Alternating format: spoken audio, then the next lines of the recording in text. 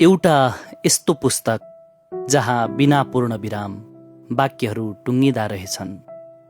बा शब्दको वजन मेरो मानसिक तराजुले मापन गर्न सकेन होला, तर बाको पिठ्युँले मेरो वजन धेरै पटक मापन गरेको सम्झिन्छु।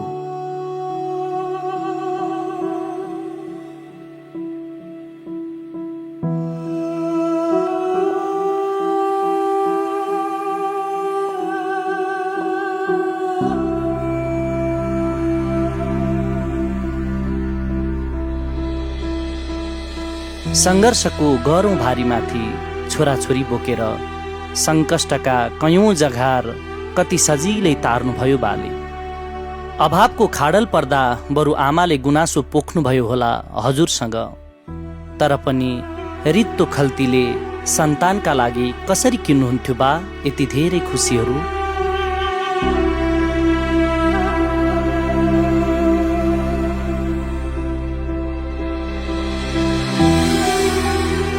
मलाई सधैँ त बच्चा नै छस् भन्नुहुन्थ्यो।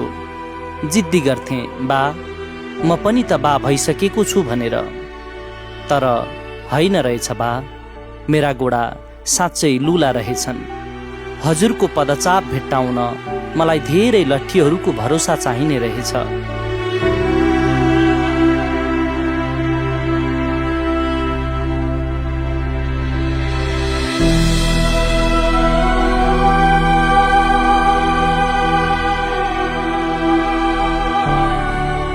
सङ्घर्षका कयौँ पहाडसँग सिगौरी खेल्दा थकाइ लागेको बेला विश्रामको चौतारीमा टुसुक्क बस्न भ्याउनु भयो कि भएन भनेर सोध्न बिर्सेछु बा। हलिदाईले बुढेसकालसम्म हलोको अनौ आफै समाते, लक्का जवान छोरालाई छुन दिएनन्। भन्थे मेरो जस्तै मेरो छोराको भाग्यरेखा नमेटोस् यो अनौले।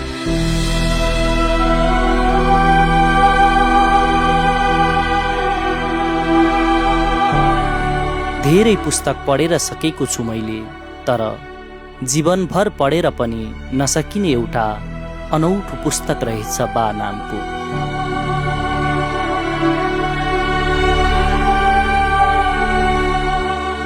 जीवनभर यो र त्यो मागेर सताएँ होला बा। मृत्यु पश्चात पनि हजुरको आशीर्वाद माग्दैछु।